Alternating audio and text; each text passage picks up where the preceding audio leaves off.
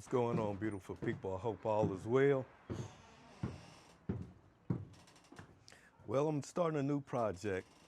I picked up a 85 Fleetwood Cadillac. No, I have not finished the Suburban. It has gotten cold outside and and it rains. So if you know anything about painting, your products don't like that cold air, too tough. Anything below 65, things may not come out right. So I'm just waiting for it to warm up, get into the springtime so I can get back on finishing it up. Plus I do have some minor body work I need to do during the going into the fall or winter time. It started to rain and I had my tarp covering up the doors, and the water collected on the tarp and caused the doors to fall on the concrete. So they got a little rash on them, so that I got to tighten up. But other than that, the door jambs have been painted, the roof has been painted. I mean, it's ready to go. It's ready to go. Got to still wet sand the exterior of the vehicle, but I'm gonna tighten up those minor spots from the rash where they fell on the ground, and we're ready to go. But let's check out this 85 Cadillac. So, picked this up in Badawi, Alabama. Yeah, I never heard of it either. I asked around some of my co-workers. They said, what? What? Where is that? Man, I don't know. That's why I'm asking you. Did a Google search on it. Badawi is a population right about 800. When I went into town to pick this car up, as soon as you get into town, hey, you're leaving right back out. It's just that small. A very rural city, town, whatever you want to call it. But, I mean, overall, the body is straight. The body is straight. Very little rust. But the only rust that's on there that concerns me is right here where this trim is. Right in here. And it doesn't feel like it's, rusted through. So hopefully that won't be an issue. Also, I'm gonna take off the vinyl top. I'm not feeling that at all. I'm not a vinyl top person. And I think it has a leak already. I mean, that's where the rust is collecting that. So it hasn't leaked through to the inside. So the headliner's still intact, no wet spots, anything like that. The interior of the car, I mean, it's worn. It is worn, but it's not bad. Got some more parts back there that I'm collecting up for this swap.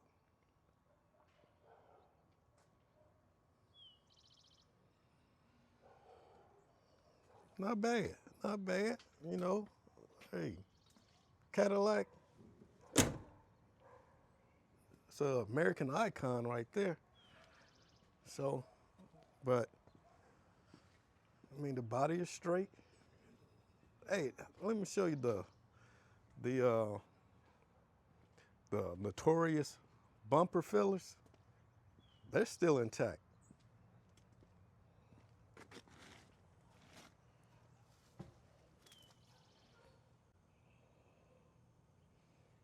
Fleetwood Brougham. Yeah, but the bumper fillers are still intact.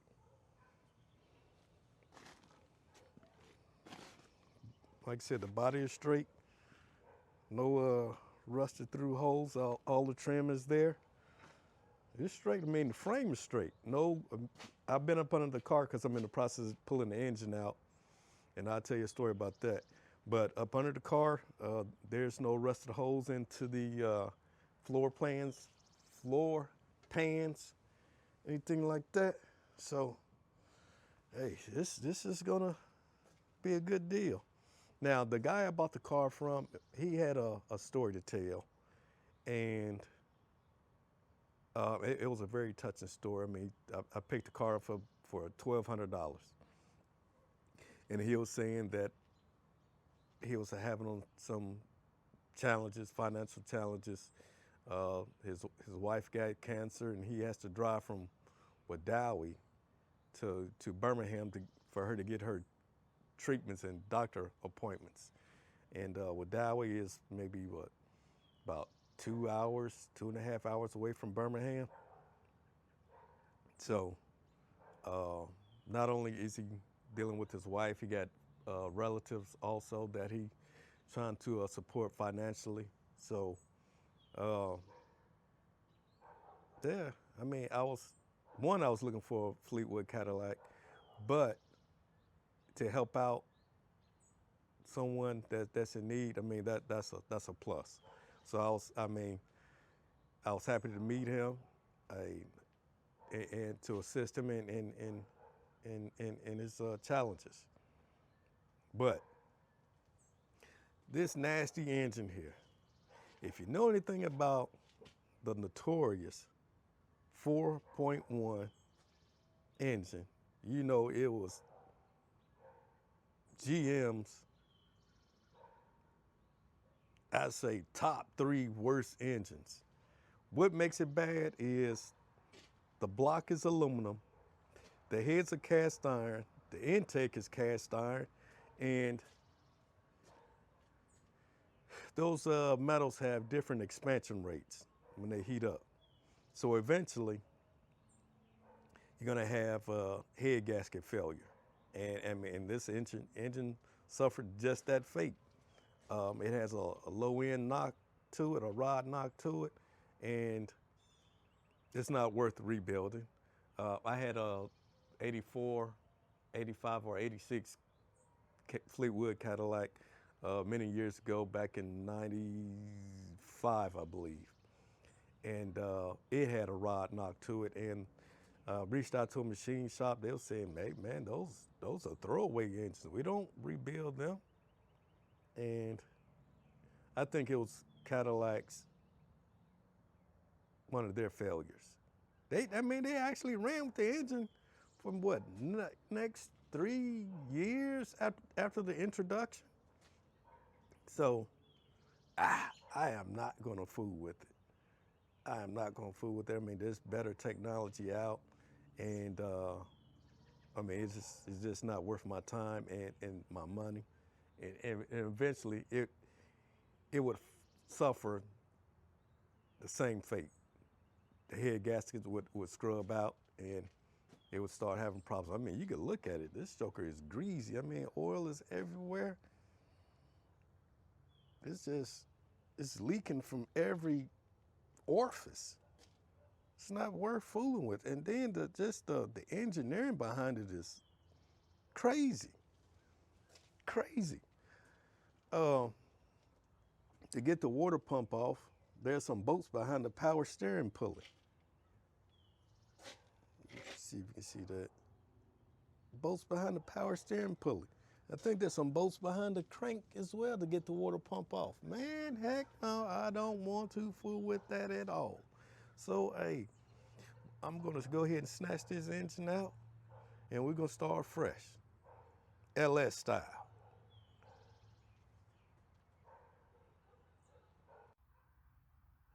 All right, beautiful people, I got the engine pulled out.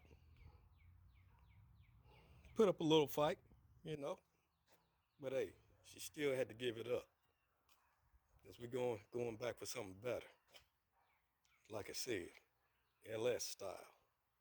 Now, if you're doing an engine swap, I would say the wires irregardless, tag your wires. Tag your wires so you know what it is before you get to cutting it and going to town on your wiring harness. There are wires that you might want to keep. All right, so I'm gonna go ahead and clean this up because there is some heavy gunk on this cross member. I mean, it's thick with stuff too. It's pretty gross.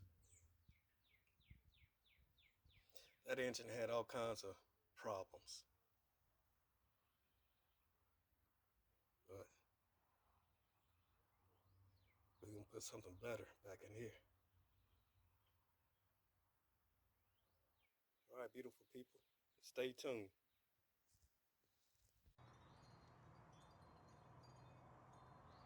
All right, pretty much got the donor vehicle broken down. All I gotta do is get the engine and transmission out. I'm gonna try to do that as a unit just to save time. But I got this bad boy out medieval style, cutting up stuff that I'm not gonna use. So this was my uncle's truck. He had passed away about a couple of years ago, and I just had this truck that's sitting at the house. Honestly, I wasn't ready to deal with it on multiple levels. Just to give you a little backstory, me and my uncle was pretty close. Every time I would come home, I'll drive past in front of his house, and he'll come outside, and we'd just sit out front and just chat it up. But he was my second dad, and I truly do miss him. And I mean,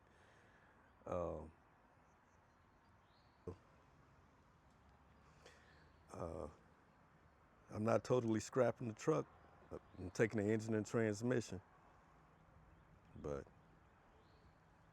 I didn't feel the truck was pretty much gone. The interior was smoked out, headliner was coming down, and not something I wanted to deal with for real. I think he got into a pole on the side back there. So, but yeah, I'm gonna go ahead and snatch this engine out. All right, finally got this joker out. She is a crusty one. She is definitely a crusty one. But I'm gonna get the transmission rebuilt. I'm gonna rebuild the engine. I'm gonna go with the 383 option on the engine. Got it out. So now I'm gonna let it sit on this pallet for a couple of weeks, because a friend of mine got to use my cherry picker. He's trying to get his car finished for his daughter. She just went away to college, and I told him I would let him use my stuff so that he can get that car done, so she can have it while she's away at college. But she is a crusty one. Definitely a crusty one. Crusty. Man, I caught the devil trying to get this thing up out of there. I had to cut the cats off to clear the purchase for the motor mounts. What I initially did, I disconnected the motor mounts from the block. That did give me some room, but I wasn't able to clear the cats, so I had to cut them off to get more clearance. But I got it out. Got it out.